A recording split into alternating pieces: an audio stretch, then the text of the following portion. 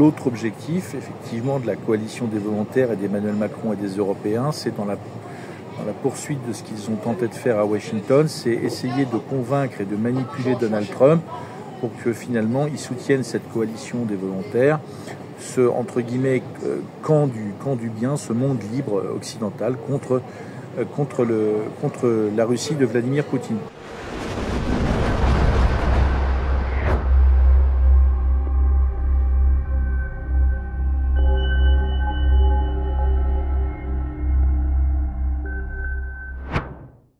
Bonjour à tous et bienvenue dans une nouvelle émission d'actualité. Alors ce jeudi 4 septembre, les soutiens européens à l'Ukraine, appelés la coalition des volontaires, se sont réunis à Paris pour parler de nouvelles garanties de paix. À l'occasion, à 14h30, une visioconférence avec Donald Trump a débuté. Aujourd'hui, pour parler de ce sujet, je reçois Charles d'Anjou, président d'Omerta. Bonjour Charles. Et tout d'abord, pourquoi ces négociations et celles-ci venant des Européens vont-elles vraiment être utiles ? Bonjour Joséphine, bonjour à tous. Alors c'est effectivement le 8e déplacement de Volodymyr Zelensky, le président ukrainien, à Paris, pour une rencontre, je dirais, avec Emmanuel Macron, où on n'apprend finalement pas grand-chose. On voit qu'il y a toujours des formules très affectives, très émotionnelles, il y a du lien sensible, tactile, charnel, des regards, je dirais, presque amoureux du président Macron à l'égard du président ukrainien, mais en réalité, on n'apprend finalement pas grand-chose. On apprend ce qu'on savait déjà, c'est-à-dire que la coalition des volontaires, c'est-à-dire les pays occidentaux sponsors de l'Ukraine, qui lui permettent de continuer la guerre, sont d'accord pour déployer des troupes en Ukraine, sur le sol ukrainien, une fois que les canons se seront tus. Et là, c'est extrêmement intéressant parce qu'on comprend que la demande très insistante de cessez-le-feu inconditionnel de 30 jours demandée par les Occidentaux russes, en réalité, elle était faite pour berner les Russes. Pourquoi je dis ça ? Tout simplement parce que les Européens se fichent d'un accord de paix qu'ils ne souhaitent pas. Ils ne souhaitent pas voir les territoires pris par la Russie à l'Ukraine reconnus comme russes. Ils ne veulent pas d'une légalisation et d'un accord de paix durable. Ce qu'ils veulent, c'est que les Russes tombent dans le piège d'un cessez-le-feu, arrêtent de bombarder pendant une période déterminée. En l'occurrence, ils demandaient une période de 30 jours pour pouvoir, à l'instant où les Russes arrêtent de bombarder, déployer des forces en Ukraine, sur le sol ukrainien, non pas en première ligne, mais à l'arrière, parce que, pense-t-il, la présence de ces troupes occidentales dissuadera les Russes de reprendre leur offensive. En quelque sorte, le front sera gelé et on aura de facto, je dirais, une paix sans aucune reconnaissance, aucune acceptation des demandes russes sur le format minimaliste qu'a demandé Poutine, c'est-à-dire la reconnaissance que les territoires qui ont été conquis par la Russie dans l'est de l'Ukraine et jusqu'à la ville de Kherson soient reconnus comme officiellement russes, ainsi que la Crimée, et que les sanctions soient levées. Les Occidentaux ne veulent pas normaliser les relations avec la Russie, c'est la raison. Mais ils veulent en même temps protéger l'Ukraine et quelque part, faire tomber la Russie dans un piège. C'est la raison pour laquelle cette coalition des volontaires a été menée. Mais comme les Occidentaux ont un courage limité et que surtout ils n'ont pas le soutien de leur opinion publique, parce que je rappelle que le président Macron n'a jamais consulté les Français pour son action diplomatique, son action en matière de défense et de soutien à l'Ukraine. Les Français n'ont pas été consultés, les députés n'ont pas été consultés. En réalité, ils sont obligés un petit peu d'accélérer et un petit peu de forcer le destin, sans pour autant avoir le courage de risquer des pertes dans les armées occidentales. Les armées occidentales, ils sont là un peu pour parader en Ukraine, parce que les Occidentaux, qui ont toujours un complexe de supériorité par rapport aux Russes, pensent que le fait qu'il y ait des régiments français, des soldats allemands, des soldats lituaniens, en réalité, ça va impressionner les Russes et que les Russes, en réalité, ne pourront plus rien faire. Ce qui est, à mon sens, une très grosse erreur. Évidemment, du côté russe, on l'a vu, cette demande de cessez-le-feu, elle a été interprétée à sa juste valeur. Les Russes ont tout à fait compris ce que les Occidentaux et ce qu'Emmanuel Macron cherchait à faire. Et d'ailleurs, Vladimir Poutine l'a rappelé, si jamais des troupes occidentales étaient déployées en Ukraine, elles seraient considérées comme des cibles, comme d'ailleurs les troupes ukrainiennes le sont depuis le début de la guerre, absolument au même titre et sur le même plan. Voilà, donc la démarche d'Emmanuel Macron, en réalité, c'est, sans avoir le courage de soutenir militairement l'Ukraine, comme le lui demandent les plus propagandistes pro-ukrainiens des plateaux de télévision, les plus dingues, les néoconservateurs les plus déterminés et les plus anti-russes. Emmanuel Macron n'a pas ce courage, donc il ne le fera pas. Il cherche en réalité une solution qui est un peu du en même temps, c'est-à-dire on n'envoie pas de troupes se battre aux côtés de l'Ukraine, mais on fait les beaux et on essaie en réalité de piéger politiquement, de piéger diplomatiquement, de piéger militairement les Russes, en pensant que en réalité, la seule présence occidentale imposée par surprise les dissuadera de poursuivre la guerre en Ukraine. Je le redis, c'est une grosse erreur et on va pouvoir le développer. Alors j'ajoute un point très important, c'est que tous ces beaux projets de déploiement de coalition des volontaires au sol en Ukraine, etc., des uniformes européens aux côtés des soldats ukrainiens, tout ça est conditionné au bon vouloir de Vladimir Poutine. Pourquoi ? Parce que Emmanuel Macron a peut-être d'ailleurs fait une erreur hier, c'est de préciser que cette coalition serait déployée une fois que un accord de paix serait signé. Seulement, ce qu'a oublié Emmanuel Macron, c'est que Vladimir Poutine refuse un cessez-le-feu avec les Ukrainiens. Et Vladimir Poutine refuse ce cessez-le-feu précisément parce qu'il a compris depuis le début qu'à la seconde où ce cessez-le-feu serait signé, les militaires occidentaux seraient déployés en Ukraine. Donc, il n'y aura pas de cessez-le-feu.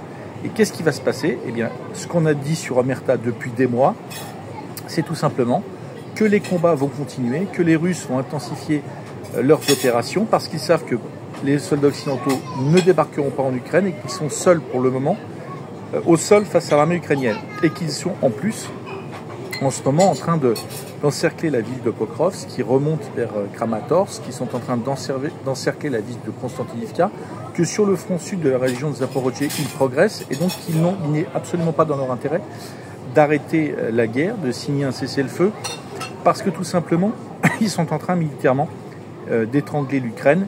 Et il y a fort à parier que dans cette guerre qu'ils prévoient encore, auquel ils se préparent encore pour 6 mois, 1 an, voire 2 ans, ils ont tout à fait les moyens, jour après jour, semaine après semaine, mois après mois, d'étrangler complètement l'armée ukrainienne, de progresser encore dans le Donbass, jusqu'à faire tomber les derniers points de fortification importants, les dernières forteresses ukrainiennes dans le Donbass, que sont Konstantinivka, Pokrovsk, Kramatorsk et Slaviansk. Et une fois que ces villes seront tombées, Volodymyr Zelensky sera en position beaucoup plus difficile pour négocier et n'aura en réalité plus grand chose à négocier puisque les objectifs minimalistes des Russes auront été atteints et que Volodymyr Zelensky aura moins de cartes dans son jeu qu'il n'en a actuellement.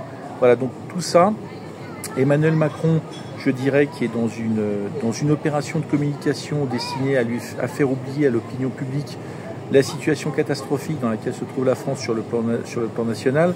Il y a bientôt le départ de François Bayrou, il y a certainement une nouvelle dissolution, il y a aussi des problèmes de délinquance et de sécurité qui sont catastrophiques. Je le redis, il est un peu paradoxal et aussi encore grotesque de vouloir jouer au shérif et de montrer ses muscles quand on parle de l'Ukraine et de l'opposition à la Russie, etc., quand on n'arrive pas à faire expulser les OQTF et à régler les problèmes de narcotrafic et de sécurité dans les banlieues, ou même d'ailleurs au cœur de Paris sur les Champs-Élysées. Tout ça est un peu grotesque, mais évidemment ça s'explique parce qu'on voit que l'international pose finalement moins de problèmes à Emmanuel Macron. Ce qu'Emmanuel Macron ne supporte pas, c'est, je dirais, les problèmes du quotidien des Français, un peu, je dirais, entre guillemets, les problèmes des prolos, les problèmes du quotidien.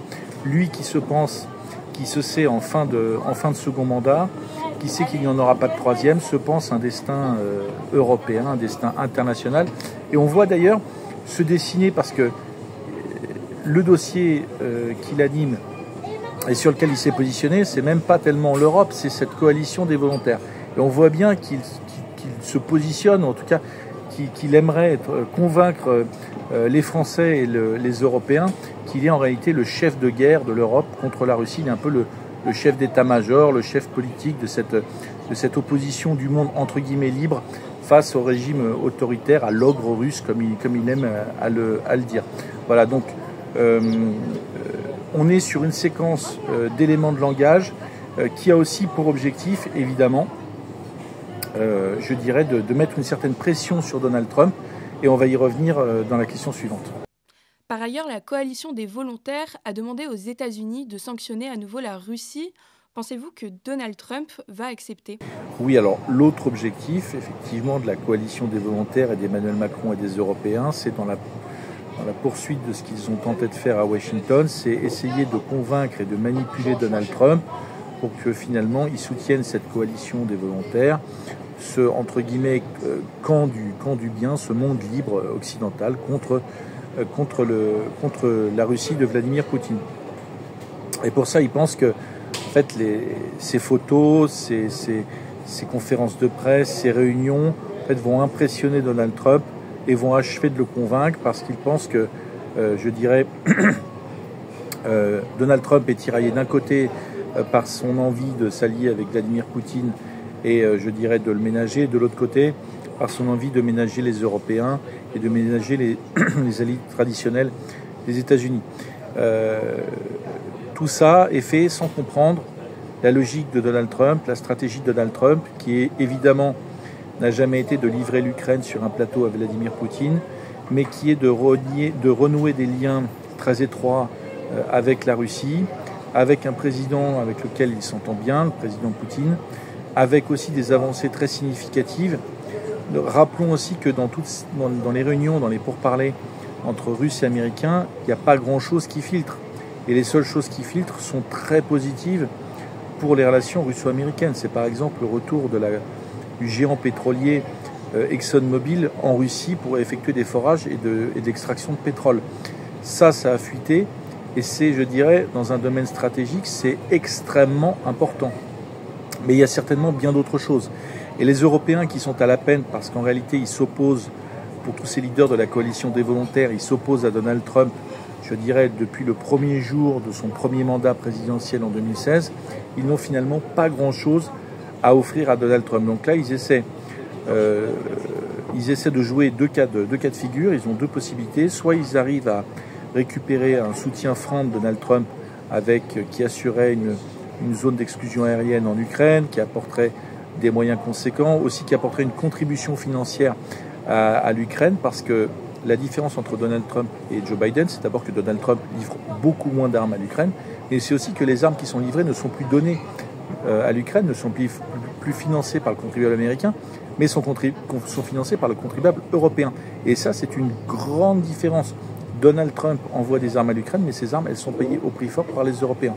Et donc, la première option, c'est de convaincre Donald Trump de revenir à la politique un petit peu de Joe Biden en Ukraine, c'est-à-dire contribuer de manière plus importante et contribuer financièrement à l'effort de guerre. La deuxième option, c'est évidemment la moins favorable, mais c'est, d'obtenir un minimum de Donald Trump, c'est-à-dire des garanties, un engagement qu'il va continuer à vendre des armes à l'Ukraine et que surtout, dans un certain nombre de domaines, il n'y aura pas de rupture, il n'y aura pas de baisse du soutien américain. Et là, on peut prendre comme exemple la fourniture de renseignements satellitaires par les Américains aux Ukrainiens, qui ne coûte pas grand-chose et dont on ne parle pas beaucoup, mais qui est tout à fait capital, parce que sans ce renseignement, l'armée ukrainienne, en réalité, serait dans une position extrêmement périlleuse, extrêmement difficile. Donald Trump a déjà coupé une fois le renseignement militaire pendant 4 jours. Ça a coûté à l'Ukraine la perte de la ville de Souja dans la poche de Koursk et en réalité la dégradation de la situation de son armée dans cette poche de Koursk avec une offensive russe qui a en grande partie réussi et qui a en grande partie pu accélérer grâce à cette décision de Donald Trump d'arrêter de fournir les images du champ de bataille, les images des positions russes aux Ukrainiens. Voilà donc l'enjeu pour les Européens aujourd'hui, c'est convaincre Donald Trump, le convaincre en jouant sur les sentiments, la corde sensible de la vieille alliance entre l'Europe et les États-Unis, et aussi largement le manipuler en essayant de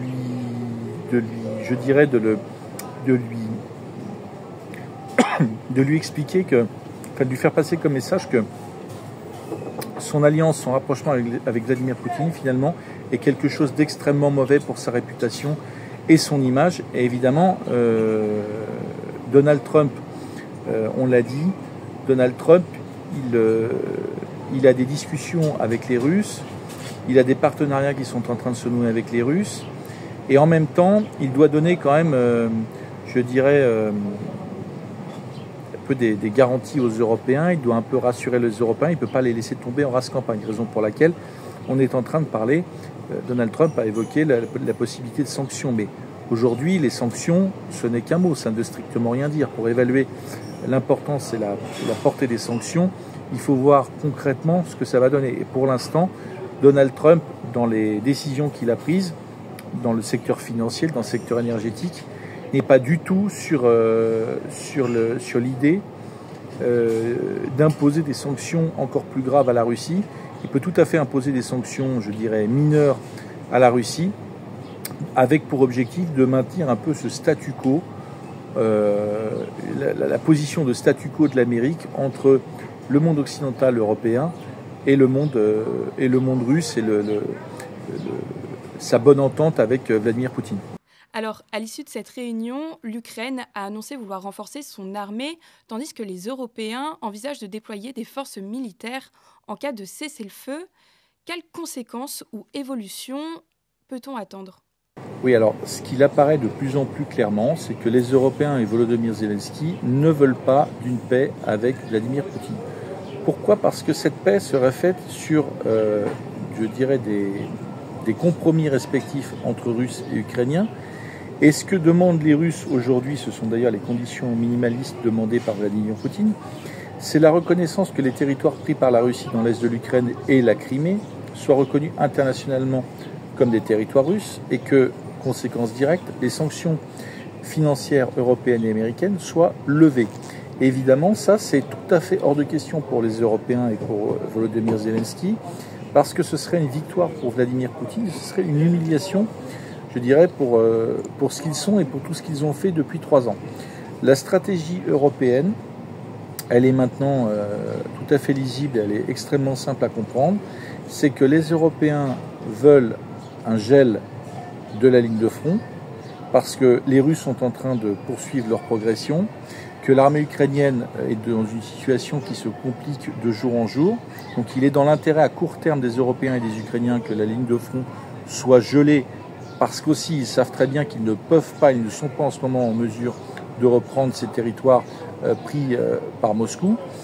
Et en réalité, la seconde où ce cessez-le-feu est signé, ça signifie une remilitarisation de l'Ukraine et le débarquement des troupes occidentales sur le sol ukrainien. Ça, évidemment, c'est tout à fait hors de question pour Vladimir Poutine.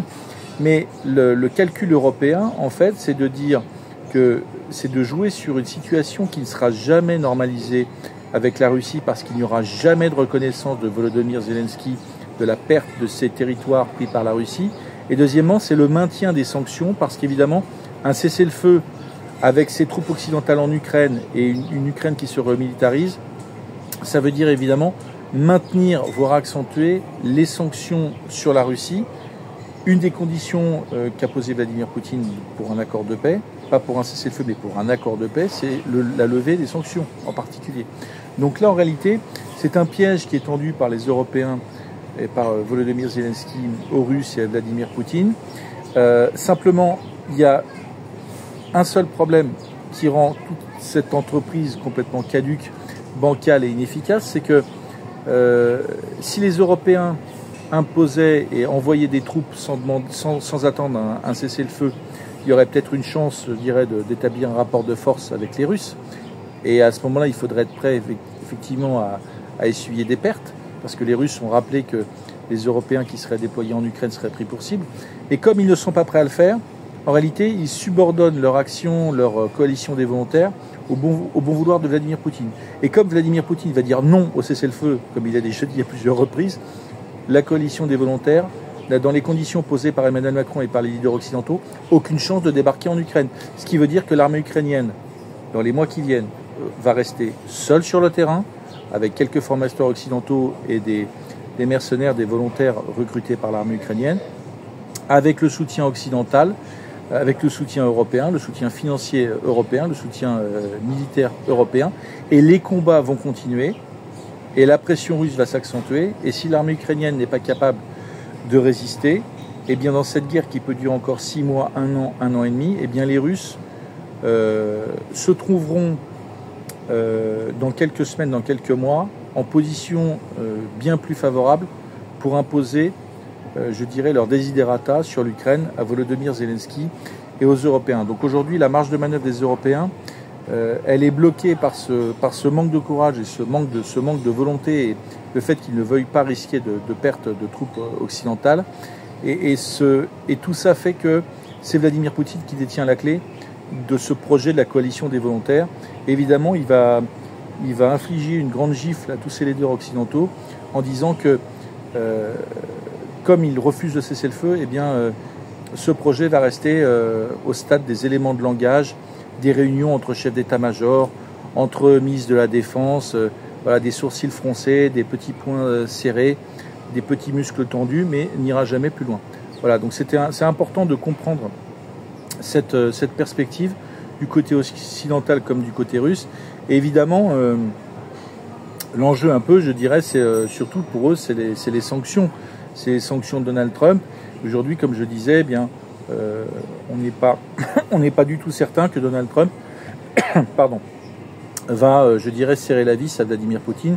Je dirais même que l'intérêt de Donald Trump, c'est aujourd'hui de maintenir l'équilibre qu'il a réussi à construire depuis plusieurs semaines et plusieurs mois, c'est-à-dire de pouvoir faire ce qu'il veut avec la Russie, avec Vladimir Poutine, de pouvoir faire avancer les dossiers prioritaires, tout en donnant quelques miettes, quelques gages aux Européens et un peu, je dirais, l'assurance à Volodymyr Zelensky qui va pouvoir continuer à faire la guerre pour contenter ses sponsors européens, ses sponsors occidentaux, et pour aussi, je dirais, survivre politiquement, car les bataillons, les éléments les plus nationalistes et les plus radicaux ukrainiens ont déjà dit que si un accord de paix était signé par Volodymyr Zelensky serait immédiatement éliminé. Voilà, donc Volodymyr Zelensky a la pression, et finalement tout ça, du côté de Donald Trump lui fait une sorte de petit cadeau, je dirais, en lui permettant de continuer cette guerre sans évidemment faire quoi que ce soit pour affaiblir l'effort de guerre russe. Donald Trump sait que les Russes avancent, il l'a d'ailleurs dit, et il n'a, pour le moment, on ne sait jamais, hein, tout peut arriver en politique, mais en tout cas, il n'a depuis son accession à la présidence américaine rien fait pour bloquer sérieusement les Russes, voire même simplement pour les freiner. Pour terminer, Charles, cette coalition peut-elle réellement pousser Moscou à accepter une paix ? Alors le résultat de tout ce verbiage, de tous ces éléments de langage, de cette opération de communication à grande échelle menée par Emmanuel Macron et Volodymyr Zelensky en Russie, c'est zéro. C'est-à-dire, les Russes ont compris que c'était une opération de communication visant à manipuler Donald Trump, à renforcer l'image de l'Europe occidentale sur la scène internationale. Après cette très bonne séquence en Chine lors du sommet qui a réuni une grande partie des pays du Sud global et la Russie, qui a scellé, je dirais, l'alliance économique l'alliance stratégique entre la Russie et la Chine, ils ont compris que les Européens avaient besoin de se refaire un peu et de passer un peu moins pour des idiots et des naïfs. Et donc, pour les Russes, ils laissent ça au niveau réel de ce qu'est cette opération de communication, c'est-à-dire des communiqués de presse et des vidéos envoyées aux agences de presse de la Terre entière. Sur le terrain, ça n'a strictement aucune conséquence. Les Russes qui savent que les soldats occidentaux ne débarqueront pas tant qu'eux ne l'auront pas décidé, et ils ne le décideront pas évidemment, je viens de l'expliquer, eh bien pour eux l'important c'est d'avoir le nombre de bombes planantes, le nombre de véhicules blindés, le nombre de drones, le nombre de volontaires, de soldats, la logistique suffisante pour pouvoir continuer à augmenter la pression sur l'armée ukrainienne, à encercler et à prendre les dernières forteresses du Donbass, parce qu'une fois qu'elles seront prises, Volodymyr Zelensky sera à genoux pour négocier avec les Russes. Voilà, la montre joue contre les Ukrainiens, c'est évident. Les Russes le savent, et il n'est pas question pour eux de céder sur quoi que ce soit, sur aucun aspect dans cette guerre. Les Russes vont tenir, et les Russes d'ailleurs savent, moi j'ai pu le constater dans mes récents déplacements, les Russes savent que, évidemment, ça risque d'être dur. Évidemment, il risque d'y avoir d'autres sanctions. Mais les Russes sont prêts à ces sacrifices et les Russes sont prêts à tenir. Parce que les Russes ne sont pas une partie de la population occidentale, C'est-à-dire que dans les difficultés, les Russes comprennent les difficultés, ils les acceptent quand ces difficultés sont liées, au destin national. Les Russes acceptent les sacrifices et les Russes acceptent de vivre dans des conditions plus difficiles, bien qu'en Russie, j'en suis le témoin régulièrement, les conditions de vie sont loin d'être pires qu'en Europe. Hein. Je dirais, quand vous êtes à Moscou, les conditions de sécurité dans Moscou, quand vous vous baladez ou vous promenez dans la rue, y compris à une heure tardive, ça n'a rien à voir avec Paris. Paris est devenu un coupe-gorge. Je dirais, de ce point de vue-là, les Occidentaux et Emmanuel Macron n'ont aucune leçon à donner aux Russes. Voilà. Ceci étant, les Russes se préparent à une séquence, à un hiver difficile si les sanctions viennent à être renforcées, mais les Russes ont les ressources d'abord nationales pour pouvoir tenir, et aussi, et c'était tout le sens de ce voyage en Chine, c'est que les Russes ont des alliés qui ne communiquent pas sur leur aide, qui restent discrets, mais des alliés qui permettent à l'économie russe, je dirais, de tenir, et qui permettent à la Russie de continuer de soutenir son effort de guerre et même de l'amplifier. Tout ça n'est jamais traité sur les plateaux mainstream, tout ça est, je dirais, même sous-estimé par les pays occidentaux. Là, ils en ont eu un petit aperçu, et on voit que sur les plateaux mainstream, ça a commencé à s'affoler à la suite de cette démonstration de proximité entre la Chine et la Russie. Mais en réalité, les Occidentaux n'ont pas compris que les Russes ont les moyens de continuer cette guerre et iront jusqu'à l'annihilation des forces ukrainiennes, au moins dans le Donbass, et jusqu'à imposer les conditions de la paix à Volodymyr Zelensky et aux Occidentaux, et qu'en réalité, en poussant à ce cessez-le-feu pour manipuler les Russes et pour pouvoir se jouer d'eux, en refusant d'amener Volodymyr Zelensky vers un accord de paix durable, en réalité, les Européens se préparent une défaite cinglante, voire même une humiliation, lorsque l'armée ukrainienne aura reculé, qu'elle sera totalement sortie du Donbass. Voilà ce qui va se passer dans les semaines et les mois qui viennent. Malheureusement, côté occidental, je dirais, on n'a plus la diplomatie et l'analyse, je dirais, de l'ancienne école. On est sur, je dirais, des donneurs de leçons, des gens surdiplômés qui ont l'impression de tout comprendre et qui ont surtout l'impression que le reste du monde, et en particulier la Russie, sont des pays composés de crétins et d'abrutis qui ne comprennent rien à rien et qu'on peut manipuler, auxquels on peut mentir sans absolument aucun problème. Grosse erreur, suivez Omerta pour comprendre pourquoi. Les semaines qui viennent vont être extrêmement intéressantes. À bientôt. Merci beaucoup Charles pour vos réponses. Et merci à tous d'avoir regardé cette vidéo. Je vous rappelle à nouveau que notre dernier mag, Iran, Syrie, Gaza, l'offensive des néoconservateurs, est toujours disponible en vente dans près de 5000 kiosques partout en France. À très vite.